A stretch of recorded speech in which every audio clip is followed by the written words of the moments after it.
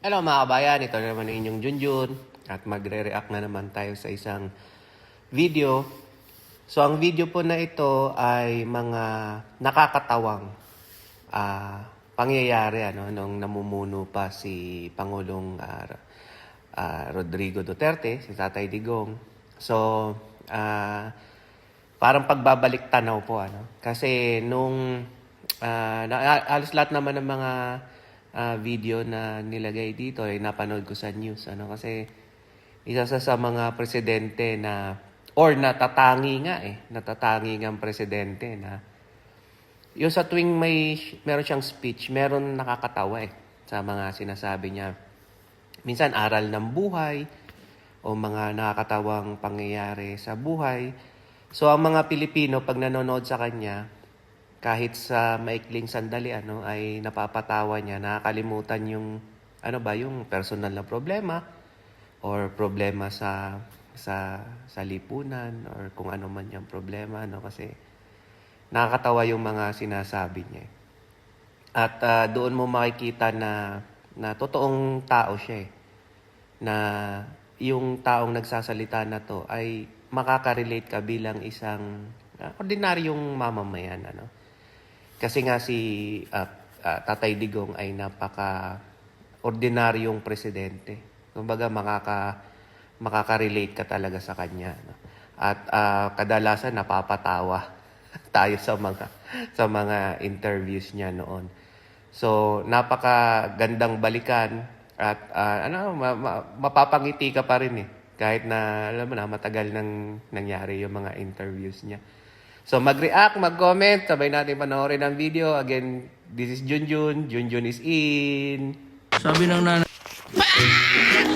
Bayo, tingali ni Sir Erdi mo. mabuhay ang bakla ng Pilipinas! Nami-miss niyo na ba siya?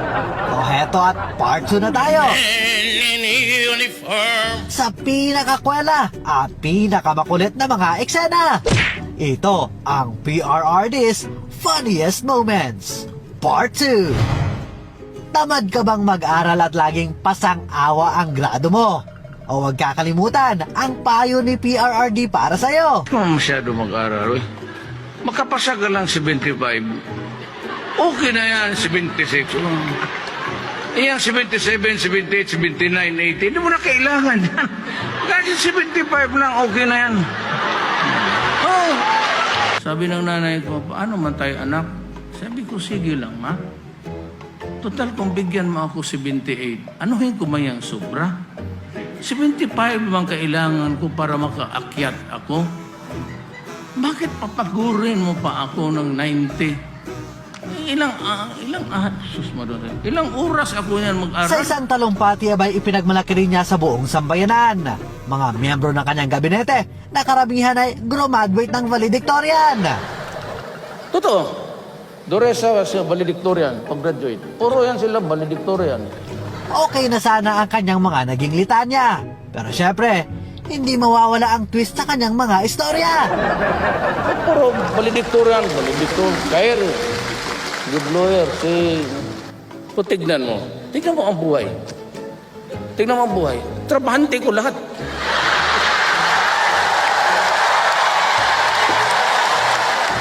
Hindi kayo makatulog. Sa 6 na taon ng kanyang panunungkulan, abay makailang beses din siyang dinalaw ng mga bisitang hindi inaasahan.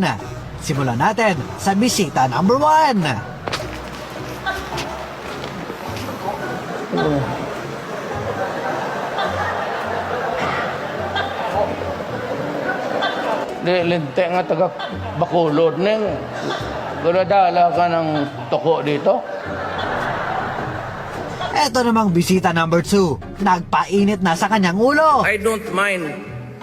Tang na mo galit sinainit ng ulo. Pagdating ng bisita number 3, napagbintangan pa ang Liberal Party.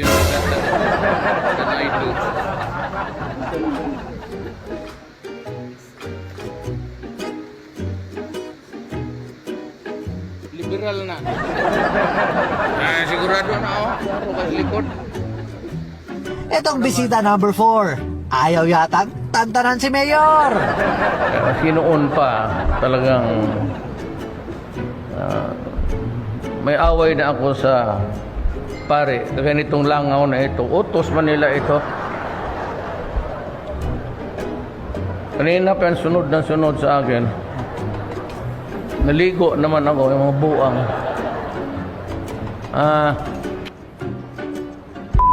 Mo. Kung kakulitan lang talaga ng Pangulo ang pag-uusapan, abay pati profile picture sa Facebook, kanyang napagdiskitahan. Oo, di ba? Sa lahat na yata ng Pangulo sa iba't ibang panig ng mundo, si Duterte lang ang kayang mag-profile picture ng ganito.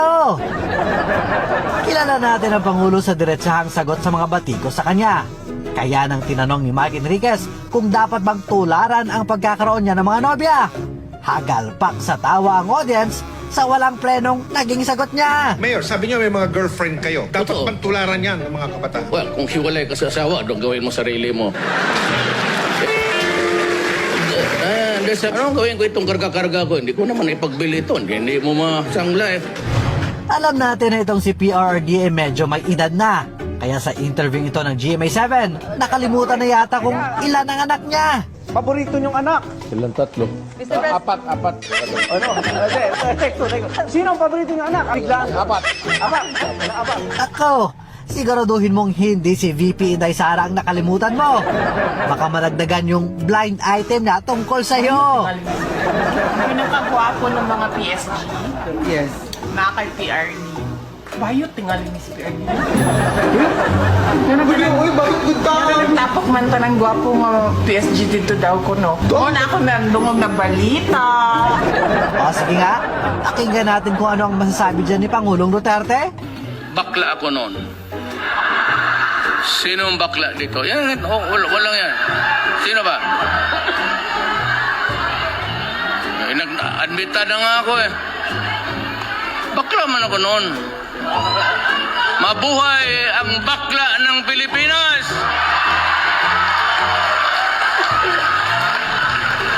Isa na nga siguro ang mga story time ni PRRD sa mamimiss ng marami. Kagaya nitong kwento niya, noong isang beses ay nagpanggap siyang driver ng taxi. Tinggal, San Pedro, hospital. Pagsabi ng bayan, magkano? Tingin siya, wala po siya. Tinanggal ko yung cap ko, sabi ko, sige ma'am, okay lang. Ano na yung sector? O sa may nahitabo na yun. Di, uwi na ako. O kaya itong kwento niya tungkol sa isang police regional director. O siya, in 3, 2, 1, story time na, kasama si Mayor. Isang araw, may pumuntang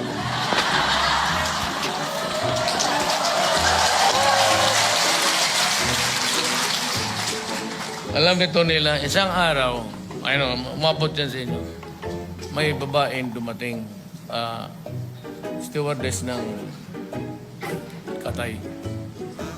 Sabi niya, iyak siya.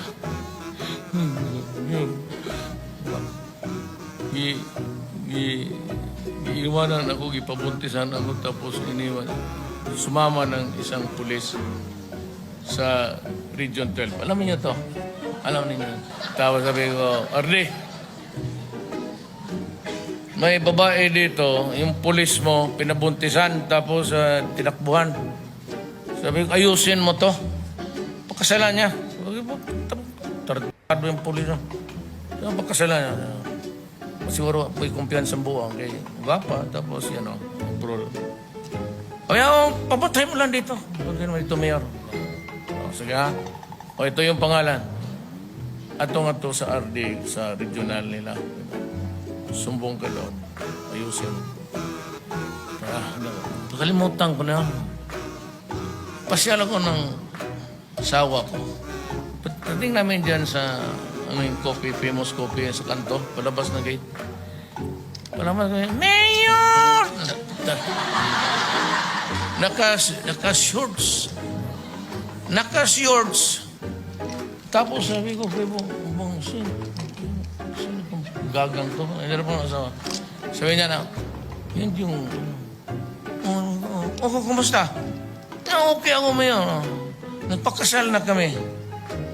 Sino yung pulis? Nandyan? Hindi. Iba sino? Nagpakasal na kami ni Arde.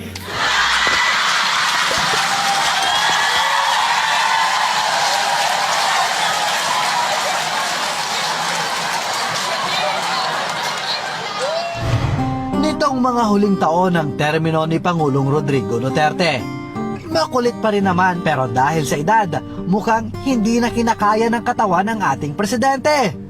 Gayunpaman hanggang sa kahuli-hulihang segundo ng kanyang termino bilang Pangulo, pinilit pa rin niyang gampanan ang tungkulin na sinumpaan niya sa bawat Pilipino. In a few days, I'll be out. Yung nagawa ko, para sa akin yun na yun.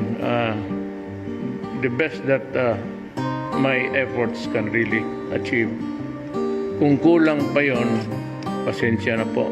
Yun, hindi ko na talaga kaya. Maraming salamat Pangulong Rodrigo Roa Duterte sa iyong naging serbisyo sa ating bansa. Hindi man perpekto ang iyong administrasyon, pinapasalamatan namin ang mga mabuti mong nagawa. Maraming salamat po sa inyo and your help in my journey in the 6 years na binigyan ninyo ako ng honor maging presidente ng Pilipinas. Maraming salamat. So, yan na nga mga kabayan, napanood na natin yung video ni Tatay Digong at alam ko na naalala nyo na yung mga panahon na yun, nagbigay siya ng ngiti bilang isang presidente doon sa mga sinabi niya na yung mga pangyayari, mga bagay-bagay, na alam mo yun na magbibigay kulay minsan sa buhay nating mga ordinaryong mamamayan. At may mga may mga leksyon din tayo kahit papaano nakukuha sa mga jokes niya. At kagaya nga ng sabi ko kanina, makaka-relate ka bilang isang ordinaryong tao. At mararamdaman mo na meron akong parang parang ama-amahan na nasa nanunungkulan sa gobyerno, na kahit na hindi mo siya nakikitang personal, parang natahawakan niya or nahuhuli niya yung kiliti ng mga mamamayan. At sa tingin ko dahil kaya tayo nakaka-relate kay Tatay Digong dahil napaka-natural niyang tao. Yun nga po, sa lahat ng mga ginawa niyang pagpapatawa, yun nga po yung sa huling video nung nagpaalam na si Tatay Digong. Ramdam ng nating mga Pilipino na patapos na yung serbisyo ng isang ama sa kanyang mga anak na mamamayan. So nakakalungkot din at yung nga po, masayang balikan yung mga masasayang alaala. So salamat po, mag-react, mag-comment sa video. At again, this is your Junjun. Junjun is out.